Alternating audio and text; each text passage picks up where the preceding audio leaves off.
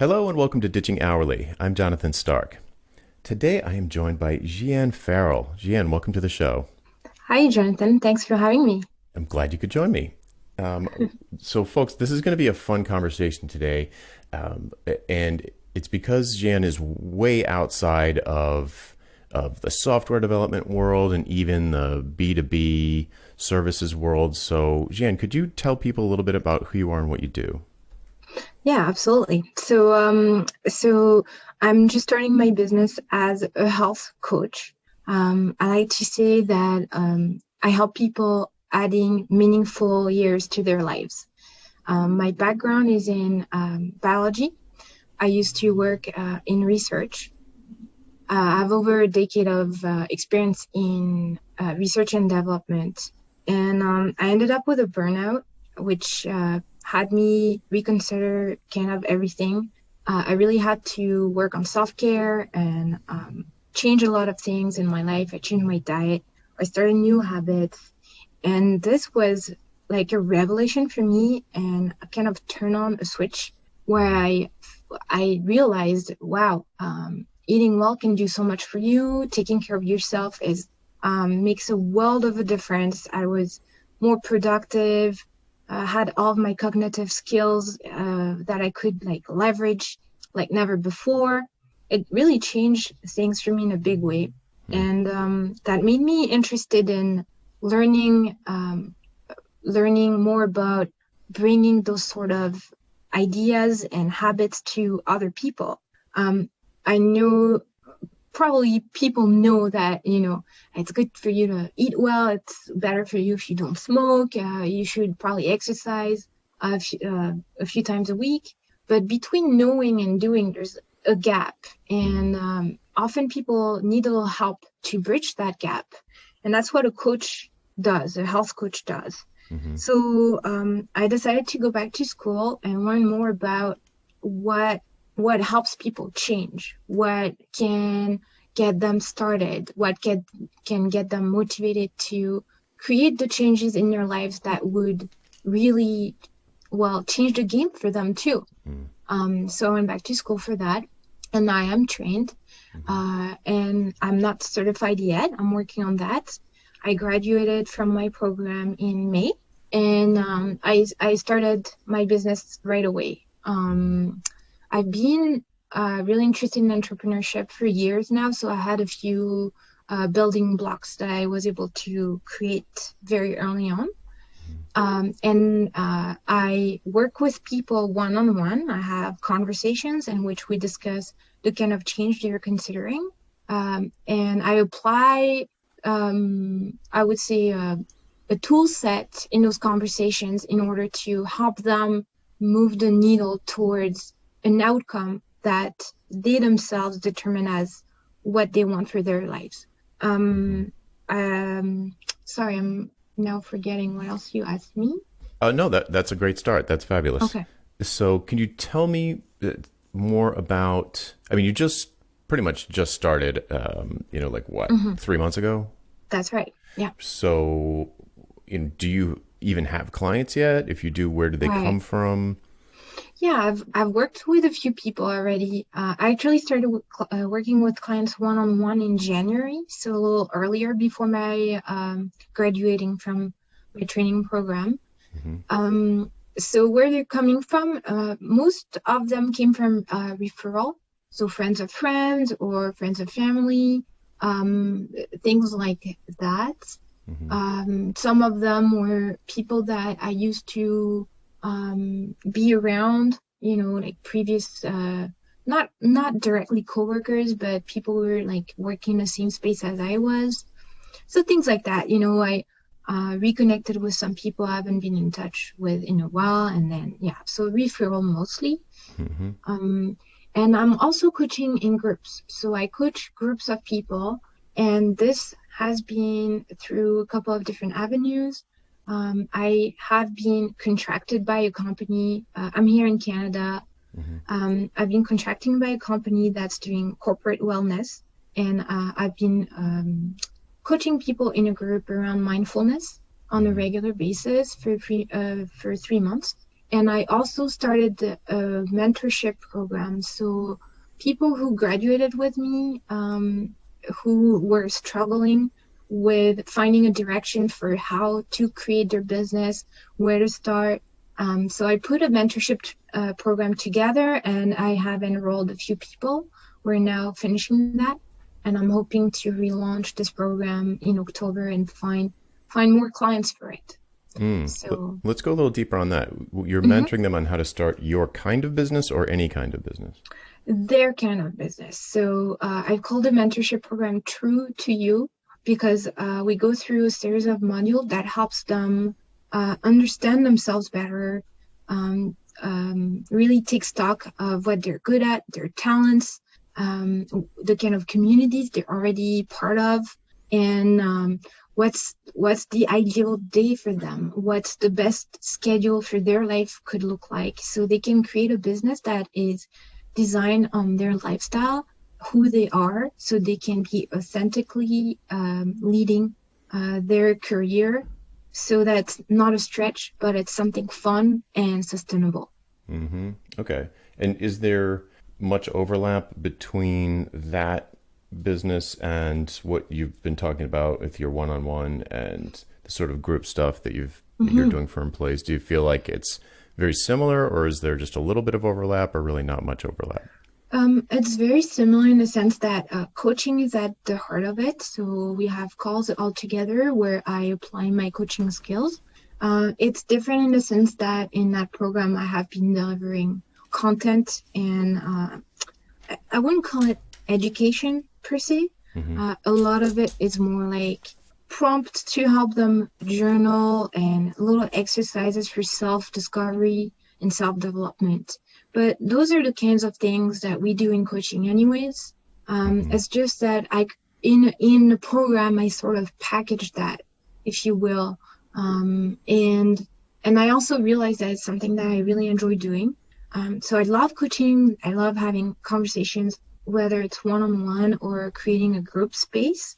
But I also really enjoy um, sort of putting either my perspective, my expertise, my experience in some sort of content that people can consume and then digest and reflect on. Interesting. Hmm. Okay, so but you wouldn't call it health coaching, right? Right. Okay, it's more like Yeah, business no, coaching. that's a good point. Yeah, it is more like business coaching. Yeah. Okay. So it leverages the same skill sets, but Hmm. it's toward a different end. So let's go into that a little bit. Okay. How long is the program? It sounded like it had kind of a term and an end date. Yeah, absolutely. So this was the first time I ran it, and it was 4.5 months. And it's made of 6 modules. So as I'm looking to relaunch, I think I will just simply make it one module per month with a couple of calls per module and a bit more, I would say, like formal exercises and suggestion for like weekly experiments to help people have a little bit more accountability. And how many people did you say went through this first program? This is 7. And those people just came from word of mouth and so forth? Those people are people that I have created relationships with while I was training as a health coach. We were all in the same training program. And I think part of the reason I started this is it really just came organically. Being part of this program was an amazing experience for me, and the community was definitely one of my favorite aspects of it. Outside of the learning, I created some really great relationships, and because we're all about growth, I think this just came naturally as the next step in growing together. So I have this community, and as towards the end of the training program, there's this feeling that we were all having to transition to the professional world, getting out of the community where we felt really safe, where we all excited about coaching. All of a sudden, we're out in the world. Not, people in general don't really know about health coaching. Mm-hmm. The term health coach, I don't find that it necessarily describe what I do very accurately. And I feel like it triggers a lot of, how would you say, people have like ideas and they think about life coaching and it's kind of loaded. Mm-hmm. So, anyways, we were transitioning out of this kind of safe community out in the world. We had tons of uh, material that the training gave us around marketing and creating your website and start a newsletter and Mm-hmm. content market and all this stuff, which I think we all know the value of. But I really sensed from, talking with the people in my community that there's a lot of confusion. People didn't know where to start. They felt overwhelmed with all of this stuff. Mm-hmm. Um, and so I saw a need and I kind of try to bring what I could to answer that need. I started my newsletter talking to them because this was the community I had access to. All I had to do is open one of those accounts to do mail marketing, Mm-hmm. and I started emailing people, and Mm-hmm. I know them, so it was easy for me to find, a natural voice and talking to them, and I knew what they were going through.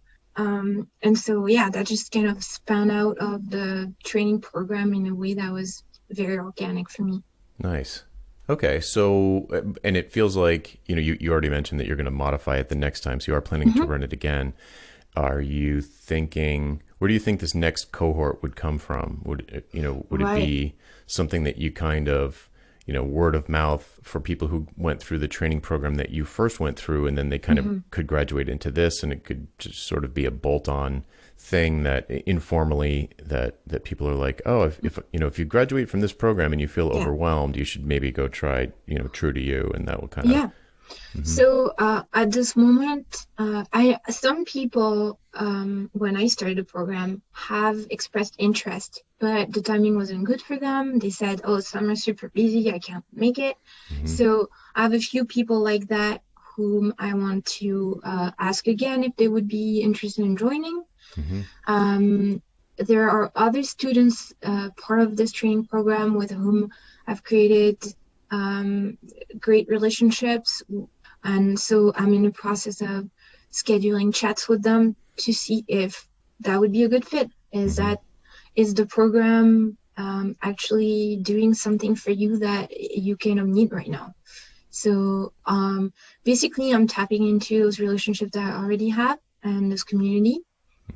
Hmm. But I would really like to take it to a place where it's uh, like a stream of people graduating from this program and specifically from that program that I graduated from. Hmm. Um, yeah, I can see that as being a reliable source of clients. It's just a matter of getting in touch with those people who are signing up after me, you know. Right. So, Exactly. and the program is training two cohorts per year, and it's about, I think, around 300 people every year. Hmm. Yeah, Geez. it's a That's nice niche. Yeah, it sure is. And And and it's very specific too. Like I'm really talking to a certain kind of people, right? It's not just health coach in general. It's people who are graduating from this program. So, mm-hmm. and Yeah. I know the program well. I know what people face when they go through it. So that makes it a lot easier for me to sort of cater that to them. Yeah, this is a great example, for the listener. This is a great example of getting super duper niche down on a very particular buyer, Hmm. particular kind of audience member or target market or, ideal buyer. And when you do that, as just like you're describing, when you do that, it makes it so much easier to help them Yeah, because the empathy is through the roof. Like what they're going through, they're going to be overwhelmed with all this stuff, yeah, and they could use sort of an on ramp into like yeah, taking all this information and putting it into practice that apparently the exactly. program doesn't provide, at least right now. Yeah. And also, people who go through this program, everybody says the community aspect, like the relationships that you get to create, are just wonderful. Hmm. And when the program stops, and you don't have those calls anymore. You don't see people on Zoom anymore. You don't get together. There's no like opportunity to do that unless you yourself create that opportunity, which is something that I've been doing with the program, but also outside the program. So, for example, in a couple of weeks, I'm going to host a webinar around elevator pitch because we all have trouble talking about what we do.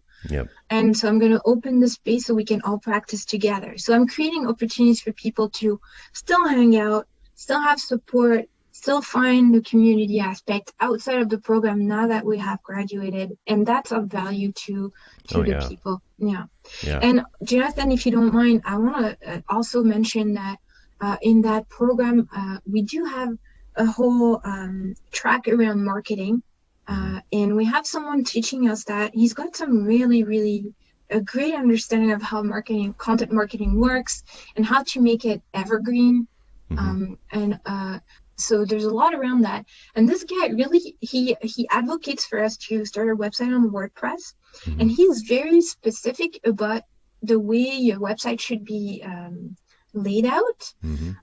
It's optimized for readability. It's optimized for people like scanning through really quickly. And because your audience is very much in that space, I would just like to say that there's a niche there with those 300 people who graduate from this program every year who would be just happy to buy a WordPress template that does exactly what this guy says it should be doing.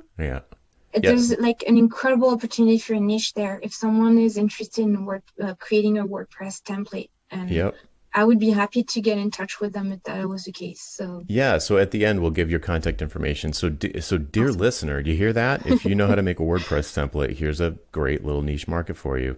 And if you like sell that $300 per person times the hundreds of people who graduate there, like it's thousands of dollars that go into your pocket, and it's like almost passive because once you created the template, then you just sell it. Yeah, it's incredible. Yeah, that's a fabulous idea. I'm glad you brought that up. Thanks. I mean, there's and multiply this by 1 million. There are so many of these little. It's almost smaller than a niche. It's like this little tidal pool of if you think of like the ocean and then like being a big fish in a small pond. This is almost like a tidal pool where you would take your skill as a WordPress developer and just find out from someone like what the recommendations are for this website, and then just taking no time to build it. And I know things always take longer than you think they're going to, but you're right. It would almost be passive income. I guess there'd be maybe some customer support or feature whatever, but wow, it's a great idea. It's really good. Yeah. So there's money to be made there. So get in touch with me. I'd be happy to discuss that. Excellent. Okay. So what? So sorry, Jonathan. So this is that's like the direction I've gone in because that just came easily to me. This was organic. I wanted to help this community of people. I thought I had some tools, and I just started, putting it together, and I've run with it. It's been a success. The people who are part of the program are super happy. So now I need to enroll again. But outside of this kind of, and like you said, it's sort of business coaching, I guess. But like ultimately, that's not necessarily the kind of well, I don't know. I'm thinking as a health coach, I would want to be closer to health. And because I have experience in research, I did research around aging for a few years.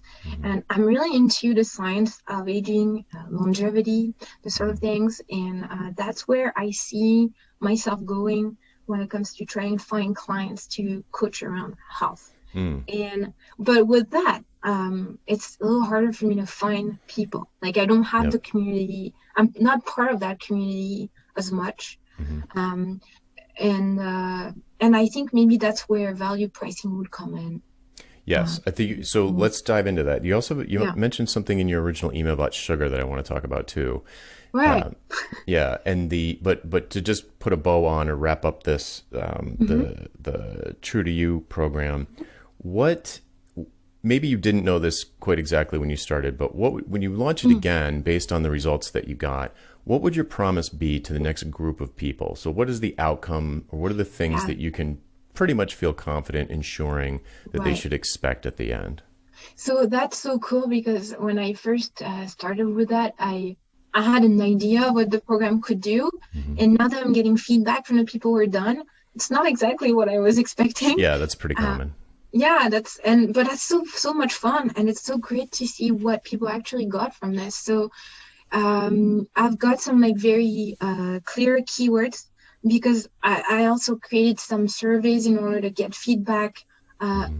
in the midpoint and also now at the end. Hmm. And so people report better understanding of themselves, more confidence. They feel like they have a direction. Before they were lost, confused, overwhelmed, that didn't really know where to start. Now they have a better idea of where to start and how to apply the knowledge that they had. Hmm. They report a lot of inspiration, ideas that they got from my content, um, um, and a few action steps. And I think I might do that, rely on that a little more heavily when I relaunch a program, Hmm. so that people are not just like reflecting, they're also doing, so that at the end they have more clear wins. And Hmm. um, at the moment, I was also trying to gauge if they were able to save money or save time. Hmm. And money, not so much yet. And I think that's because I didn't put too many action steps in there. Hmm. But around time, people have got a lot of value because I had a whole module around managing your time and aligning your schedule on your own personal like peak time of the day, and help them like free themselves from the idea that you should do a schedule like a 9 to 5 or something imposed by your clients, Hmm. but you should do a schedule that is in line with when are you most productive, when are you at your best for your coaching, those sort of Hmm. things. Hmm. So yeah, in terms of outcomes and value, those sort of things, and also it sounds like one of the favorite parts that people enjoy in the program was the support, being in Yep. community again. Yeah. Hmm. Okay. Yeah. Great list. So direction, clarity, support, Hmm. confidence, practical Right. application of theory, and Yeah. clear action items, steps they can Yeah. take. So, is there anything that's amazing? I'm wondering if there are also any tangible things like by the end Hmm. of this, you will have your website set up. By the end of this, you will have Hmm. your mailing list set up. Is there anything like that, or is it more? I did not have that built in, but I'd be interested to have one of those possibly. Mhm. Well, Yeah. maybe if one of our listeners builds you a WordPress plugin, you can say, there Exactly. you There you go, go. for our theme, right? Cool. Okay. So, also one last thing before we move on. Do you remember how much not your program, but the program that you went through? Do you Hmm. remember how much that cost? Oh yeah. Um, so it's between $10,000 and $12,000. Okay. And then did you kind of anchor your price for the program No. as a fraction of that, or? No, at the time when I started, I had absolutely no idea how to price it.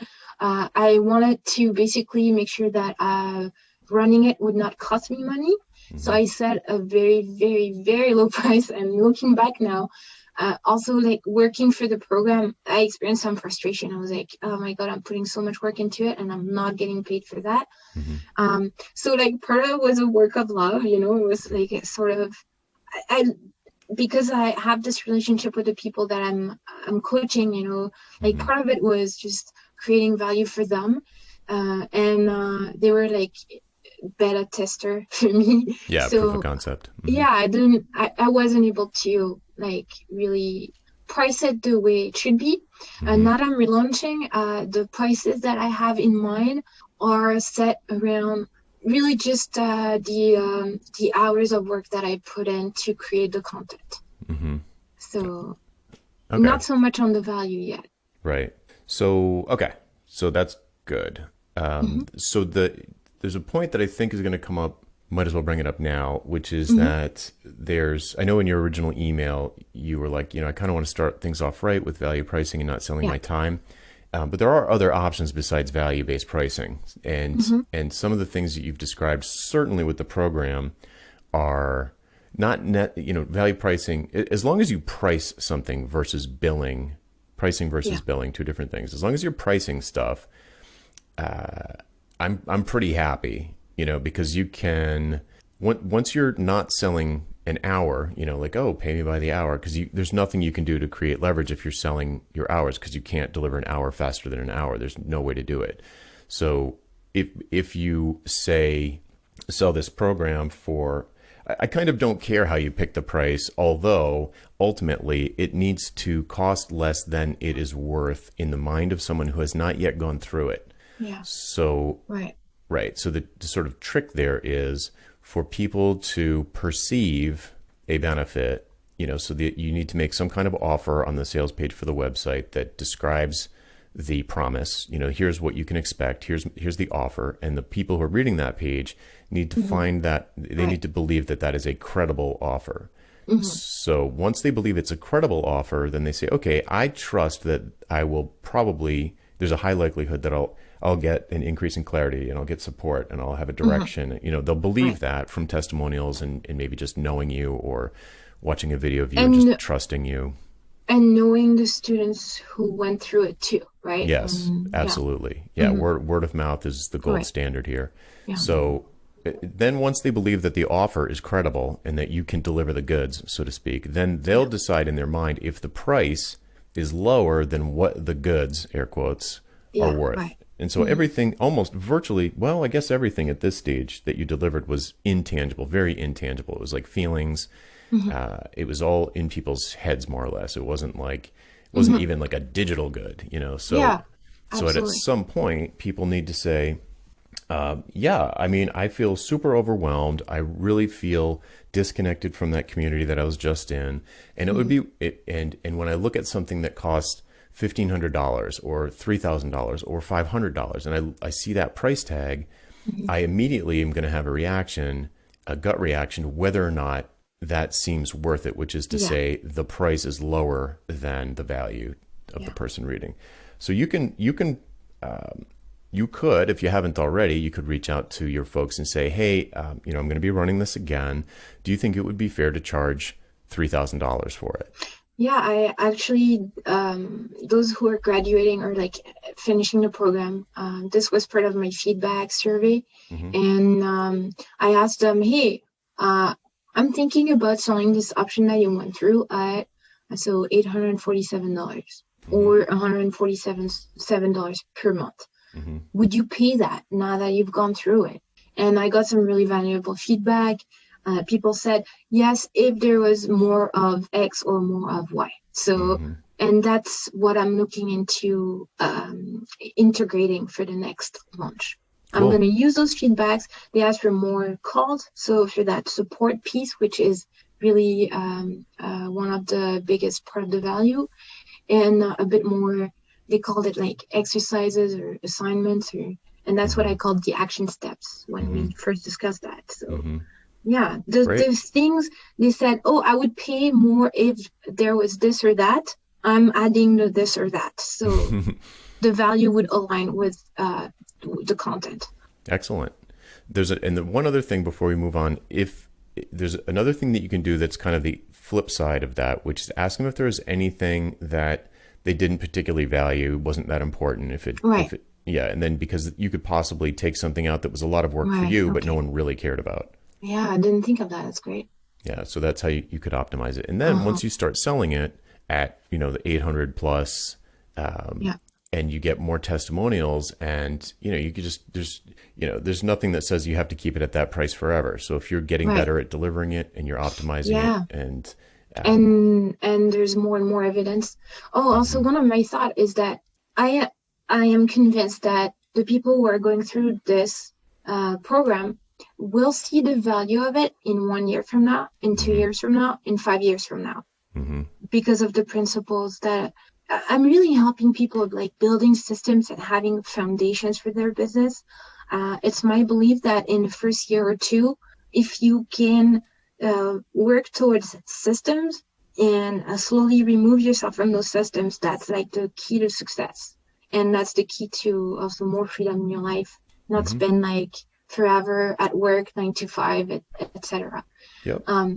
Yeah, So systems are yeah, one of like 7 ways to create business leverage. So yeah, okay. 100%. Yeah, so I think through the program they're doing that. It's just, I think it's just too early to see. So I would like to probe those people in a year from now to see, hey, uh, if you look at your current situation, like how much of what you have, like how much did the program contribute to that, and in which way? And Hmm.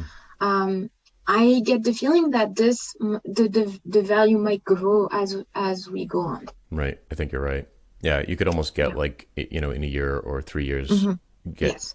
updated testimonials and like, oh, my first cohort is now all retired on the beach drinking Yeah. margaritas or whatever. Right. Cool. Okay. So enough of your side project. Right. It sounds like you've got that all dialed in, which is fabulous. So let's get back to the health coach angle. Hmm. And Hmm. I think you mentioned two.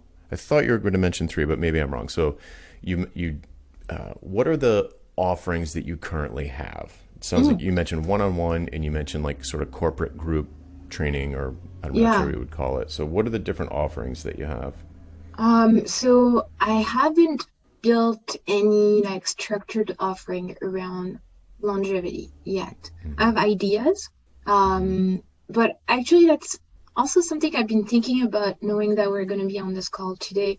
I've been listening to some of your content, and I think what resonates with me is this idea of recurring income. I don't really want to spend my time, every couple of months going through that wave of losing clients, having to find new ones. Hmm.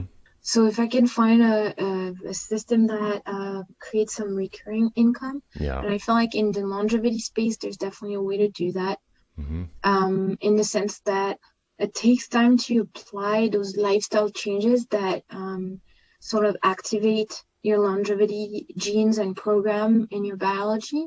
Mm. Um, and it has to do with changing your diet, exercising. And when I say changing the diet, it goes all the way to having periods of fasting, Hmm. which is something I'm really interested in helping people with. And Hmm.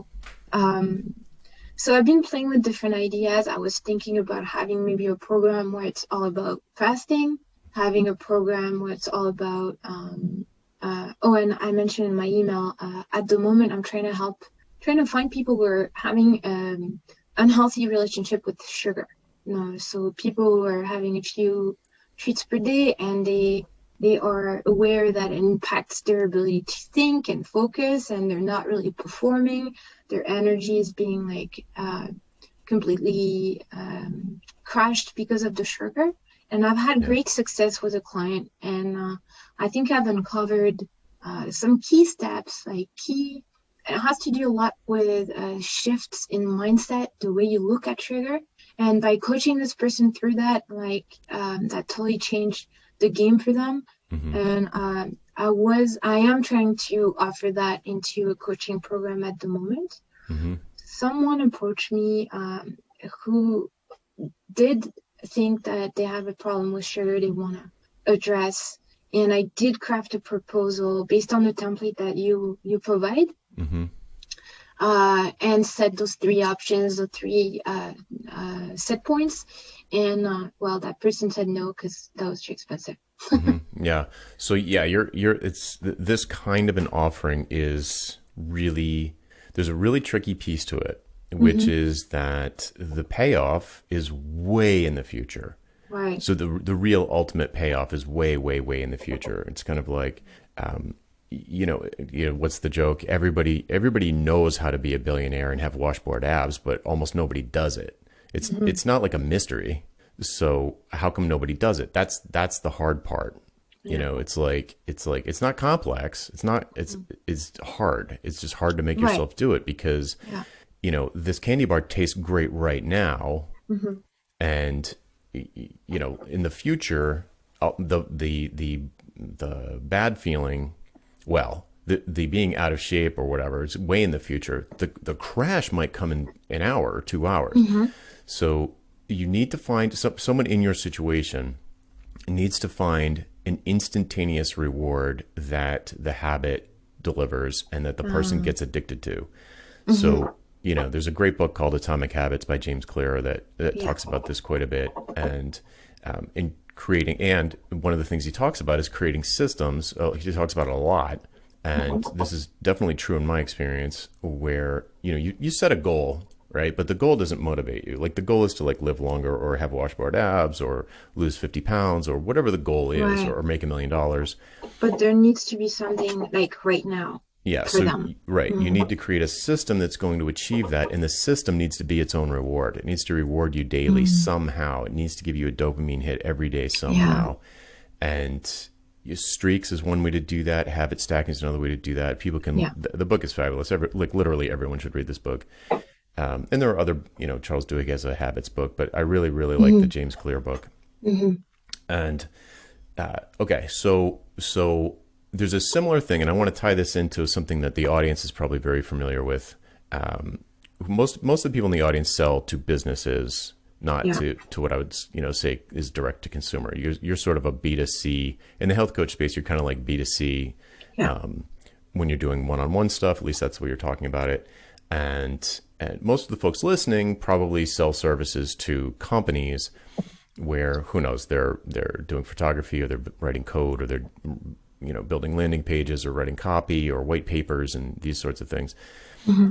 And most of them, almost all of them, unless you're directly associated with sales or you're working on e-commerce shopping carts, almost everybody listening is upstream from the desired outcome, the business's desired outcome for engaging you. Mm-hmm.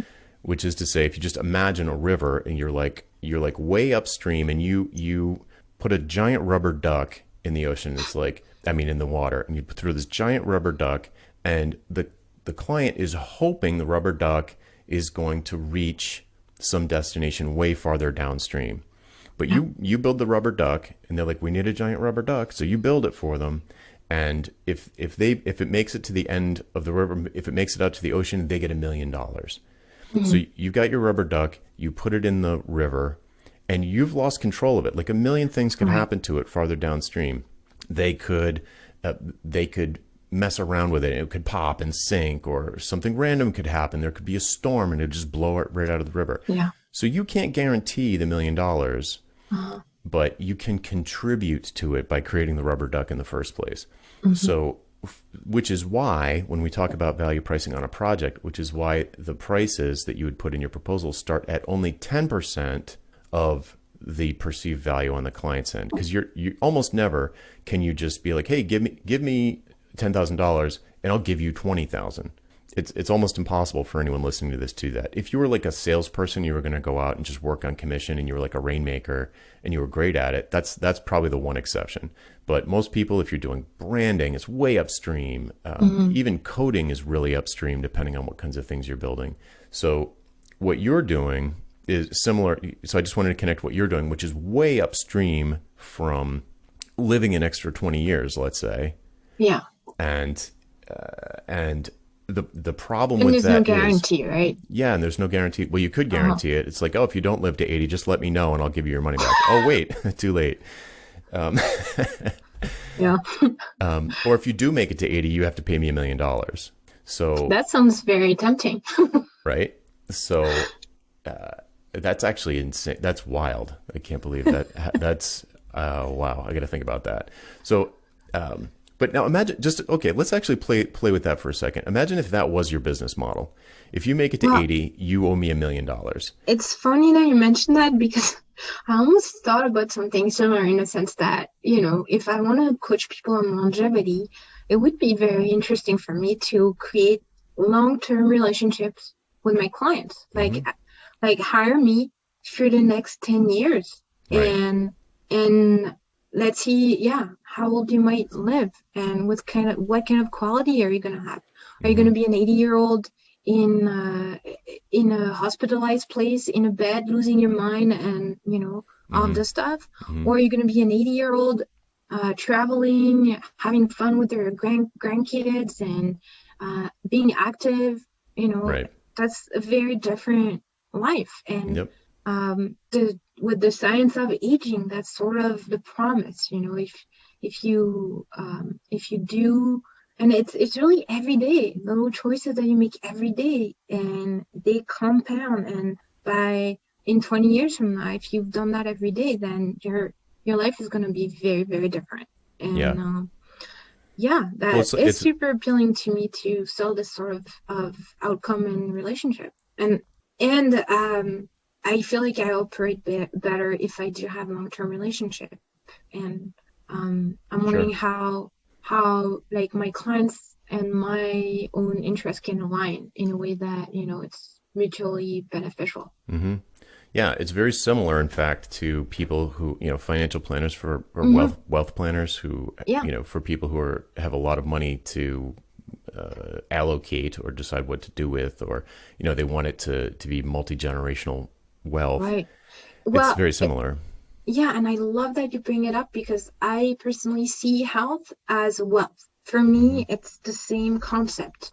It's like Mm-hmm. this pot of gold that you have, and it's up to you to invest in it to make it grow by taking care of yourself, by creating those healthy habits, or let it go downhill, by Mm-hmm. not doing that. And I'm interested in the concept of health management Yep. and maybe be a private health management. I don't know how to call it, but you know what I mean. Mm-hmm. Like, yeah, that idea is very appealing to me. Yeah. So I mean, if we use the model, you could call it a health planner or a wellness planner, or Yeah, it's kind of like, and like catchphrases that are popping into my head is like 80 is the new, your mission is to make 80 the new 40, yeah, or health is the new wealth. yeah, And exactly. I've been right. playing with those keywords for years now, and something else came to me. Oh yeah, something else. You said planner, and it's one of my strengths actually. Because I have this background in research, I'm really good at building protocols, and I really enjoy doing that. And my husband went through a surgery earlier this year, and in as he was getting ready for that, I did some research to see what can we do to make his recovery faster, easier, better. And I Mm-hmm. did a whole like plan around his surgery, what he should eat after, like by focusing on key nutrients for his bones and his muscles, finding out that, having gratitude decrease inflammation in the body, like this sort of things. And Wow. yeah, no, it's super wild. I loved putting that together. We had a plan, and we both were feeling so much more at peace, Mm. knowing that there is so much you can do every day that would make this process easier on your body, easier on your health in general. And I Yep. feel like that's something I could offer to people. Yeah, there's something that's really useful about that specific, call it an offering, Hmm. which is that everybody knows somebody who's got a surgery scheduled. Well, I mean, as a 50-year-old, 52-year-old, I know a bunch of people who Right. have surgery scheduled. Uh-huh. And if your name was sort of, if your name was the first one on people's lips when they were having a casual conversation with a friend and say, "Oh, Hmm. my father-in-law's going in for a hip replacement." Like, really, you should talk to, you Hmm. about do you have a plan, pre-surgery plan? They'll say, no, Yeah. I don't think so. He's just been sitting on the couch watching golf. And it's like, that's probably going to cause the recovery to take a lot longer, might even not take, the surgery might not even take as well. Who knows? Hmm. But if someone's already facing this scary thing, I mean, even if it's a Hmm. minor surgery is defined as surgery on someone other than you. Yeah. Like every surgery seems major to me if it's happening to me. So, Oh, it's a big thing for your body to, go through. yeah. So, So even if you focused solely on people who are having like joint replacement, hip replacement, you could just focus right. on hip replacements and Yeah. say like, hey, do you know anybody who's having a hip replacement? You should talk to, All right. talk, right. So it's a real outwardly obvious Mm-hmm. trigger for a Rolodex moment.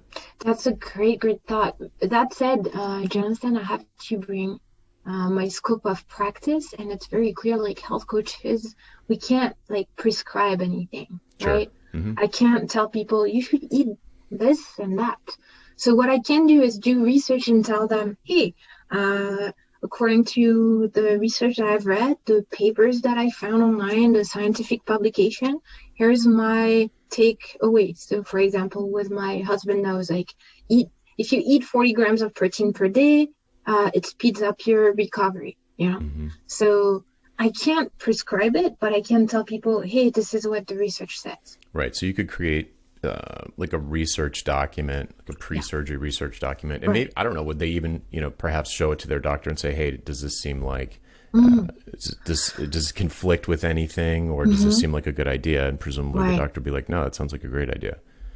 Okay, yeah, that's a good point. And I could also potentially get in touch with doctors, but in my experience, I'm not always super open to collaborate with coaches just yet. But yeah, that would probably having the patient bring it up to their doctors is a good way to do it. Yeah, so there's a sort of a parallel in my world, but I'm sure the certifications are different. But I had a snowboarding accident and like really wrecked one of my shoulders, and it was causing me severe. It was fine for a while, but for some reason I probably wasn't having enough gratitude in my life, and it got really inflamed. And so I had to go to the doctor, and I went to an orthopedic surgeon. And he was like, well, there's two ways we can do this. We can, he told me what the problem was. They put me in an MRI, and they're like, yeah, you tore something. And, there's two things you can do. We can do surgery, or you can go to this physical therapist for, whatever it was, 12 weeks or something. And I was like, I'll take the physical therapy, please.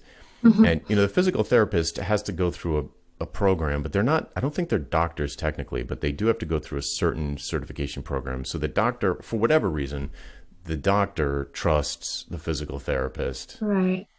Maybe your industry isn't at that point yet, but there might be. I could imagine if you were in communication with doctor, like a doctor, like maybe someone in the family or your own doctor, someone who already trusts you as a person, and maybe your husband's doctor, and say like, hey, I put together this plan, and you said the surgery already happened, right?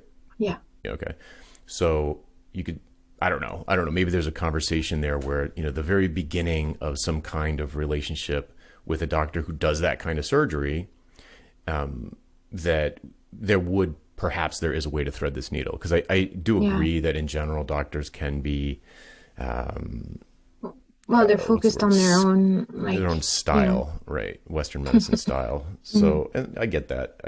I'm a huge beneficiary of like the way medical science works, and I would understand that they would be skeptical of other things that were perhaps unproven. But if you were, I'm just saying there might be a way to thread that needle if you could have a really open, honest conversation with someone who is a doctor and does trust you just from your personal life, then there might be a path there. But I don't know that you would need it, because the hey, do you know anyone going in for a hip replacement or back surgery or a knee replacement or anything like that? Right away, you're probably talking about someone who is 50s, 60s, 70s. And hip definitely older, but yeah, for other kinds of surgery, there's right. So there perhaps people like that are going to be in a value your other message. So like, let's say this is your sort of foot in the door offering, where you're like, hey, do you know anybody that's having hip replacement? And oh yeah, I do. It's like, oh, well, maybe they should check out my website or jump on my mailing list or set up a phone call, whatever your thing is. Yeah. And then maybe there's just a price for a pre-surgery, call it research document, where you go out and research all this stuff. Because I know a lot of people, like I know someone who went in for a hysterectomy and she researched the entire internet about everything, and it's like, why not have someone who's done it before do that? Yeah. And I wouldn't be searching for the internet. I would be searching for scientific publication, and I can read those. I'm able to, I can critically read those. I can tell, oh, this is garbage. I wouldn't trust this research. You know what I mean? Yes, I do. Because yeah. So like you're paying for that. Yeah, I got a PhD, so you're paying for that, right? So it's not just I'm gonna research every blog I'm gonna Google that's around out there. Yeah, exactly. Yeah, Right. which is what they would do. So it's Yeah, like, don't Google right. around because you're just going to waste a bunch of time. You're going to Yeah, get trust conflicting someone who's information. Yeah. trained to read the scientific research on it. Yeah, has access to it and is trained Yeah. to consume it. So okay, so that seems like that. And then once okay, so now once this happens, Hmm. they have the surgery. Let's say it goes well. Let's say they attribute that in no small part to the plan that you created for them. Hmm. Um, then Honestly, it's like I think the minimum you would get out of that is kind of instead of being anxious about how things are gonna go, have a bit of peace of mind. You're like, well, I've done my research. I mhm. know that I'm doing the best I can to speed things along. Is that gonna work? No guarantee, but at least you have that peace of mind. And I think it's a big part of recovering, you know? Yeah, it gives you a sense of control. Like you have something you Yeah, can control instead of yeah, just laying there. right. So yeah, I think that's really cool. I guarantee you that. I mean, again, it's a question of making a credible offer and having Yeah, trust. People have to trust you, and the offer has to be credible, and the yeah, price needs to be less than what it's worth. But you're 100% right that what you're really selling is there's some the thing that you can guarantee is the peace of mind, a sense of control, something to think about instead of worrying, and and increasing the likelihood of a quick recovery. Some, yeah, who knows exactly what percentage? You'll never know. You can't A/B that kind of thing unless you had like right. giant clinical trial or something. Hmm. But yeah, Maybe. that would definitely be worth. That's worth something. That's worth more than $5. That's for sure. Yeah. And I'm wondering to what extent this could be like a digital product, like a download, you know.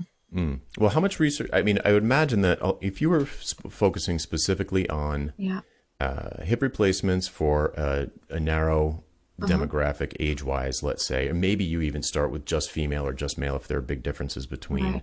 You just focus down on one. I would imagine that that you'd have a big boilerplate of big. You wouldn't have to completely research everything every time you got a new No, customer. no, I think there's like sort of a baseline that would work. Hmm. And that's why I'm bringing up this like idea of the digital Exactly. product. And maybe this could be like, this is the sort of the baseline, the thing that works for everybody. And if Hmm. you want more personal plan, get in touch with me and we can discuss, a Oh, more individualized service. perfect. Hmm. Yep. So you could have one that's maybe a like you said, just like a best practices general thing, and Right. then inside of Yeah. that, it's like and maybe that's I don't know, $300 or something. Let's just Yeah. throw a number out there, and it's literally like it's a PDF, Yeah. and then you have like call to action. It's like, hey, if you want to take it a little farther and get a personalized plan, take whatever you need to take into consideration. If you feel like Hmm. you're an exception to some of these rules or something, then for Right. 3,000 we can meet over Zoom. I'll Yeah. interview you and put together a customized plan Hmm. or whatever. So you could have like a big step change in terms of the price for that particular, like a one-on-one consultation, and then like custom research or custom Right. plan. I wanted to ask you something, Jonathan. It's around what you make available for free because, so for example, with the Sure thing that I'm working on, I was thinking about creating a webinar that would give people those. I've identified eight mindset shifts and eight like strategies that have worked for this person, and but Hmm. that's kind of that would be the backbone of a coaching program around that. Hmm. Is that too much to give away for free? Like, like, No, no, no. I don't think so. No, you know? no. You're like coaching is all about showing up and providing Hmm. accountability to Yeah. unlock someone's potential. Hmm. And you could, like if you people in my private coaching program, they don't hear anything that I don't give away for free on my mailing list. I mean, I have like 2,000 articles on my blog. Like it's I there know. somewhere. I've thought about you because you give so much away. Like it's incredible. Like the template for the proposal, like Mm-hmm. all of the newsletter. Like there's so much, and yeah, I've been struggling. I'm like, how much do I give away for free? And I feel like a part of me it thinks the more you give away, like the more return you get. Um, But like another part of me is kind of clinging on as well. I'm like, if I give those best tips away, then what do I have left to sell? You know? Well, look at it like this. If the tips were going to work, then wouldn't you want to give them away? Like if the tips on their own just worked and you're like, hey, Yeah, I discovered that right. if you just tie your shoes a little tighter, then your whole life will improve. Yeah, Like, why not give it? Come on, just give that away. What, you're going to charge people for that? No, just give it away. yeah, Like, yeah, if your idea is so, because that's not the, if it's so easy to implement and it's going to have that big of an mm, impact on the world, it's like, right. wouldn't you rather just be famous for Yeah, that? totally. Plus, that would give me a little bit of validation as well, A right? lot, Like if yeah, people were like, "Hey, I tried your stuff and it works," at yeah. least I have that as a proof and an evidence. Because when I was trying to value price for this lady who approached me, like part of me is like, I think what I'm selling is also it's not a temporary, you're gonna quit sugar for a month and then you're gonna go back eventually to your bad habits.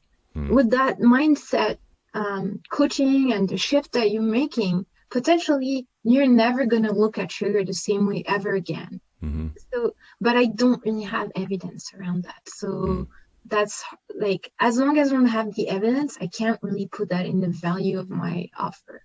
Yeah, I mean, the value pricing direct to consumer B2C stuff is, it tends to be not worth the trouble unless you're dealing with billionaires or like people who have so much money Mm, or let's say a celebrity who just can't lose the weight or just can't, is just having some symptom of what you know to be a sugar cause.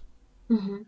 Then that person who's got a $5 million deal to do the next Marvel superhero movie and can't fit into the Spider-Man suit is like, they have a really high, they're going to have an extremely high, they have the three things in the max price formula. They're going to have at least two of them are going to be really high. So the three things are desire, money, and options.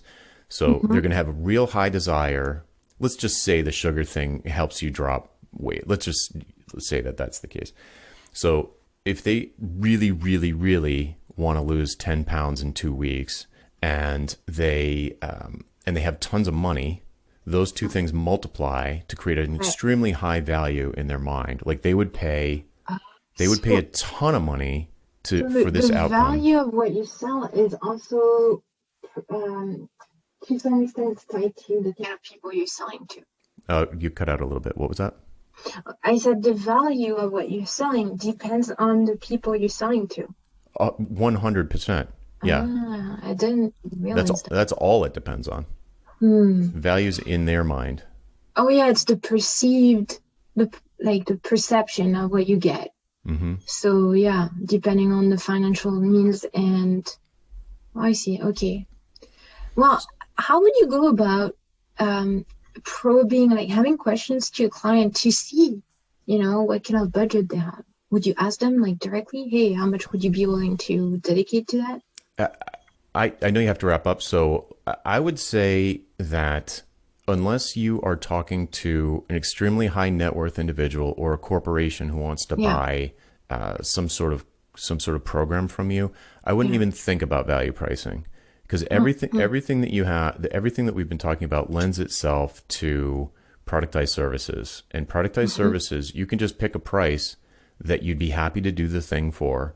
Oh, So if you'd okay. be happy to do something for $1,000, then just price it at 2,000, and then in your marketing or in your travels around the world, in your talking to people and doing webinars and so forth, you just need to put it in front of people for whom it is worth way more than $2,000, and they will buy it.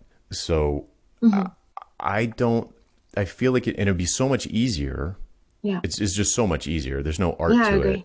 Yeah. Yeah. So if you could do that and create a subscription around ongoing habituation accountability to keep you off your Mm-hmm. sugar, almost like my personal trainer. Mm-hmm. Like, I know how to work out. He just tells me Yeah. to do stuff I know, but if I didn't have an appointment with another person, I wouldn't do it.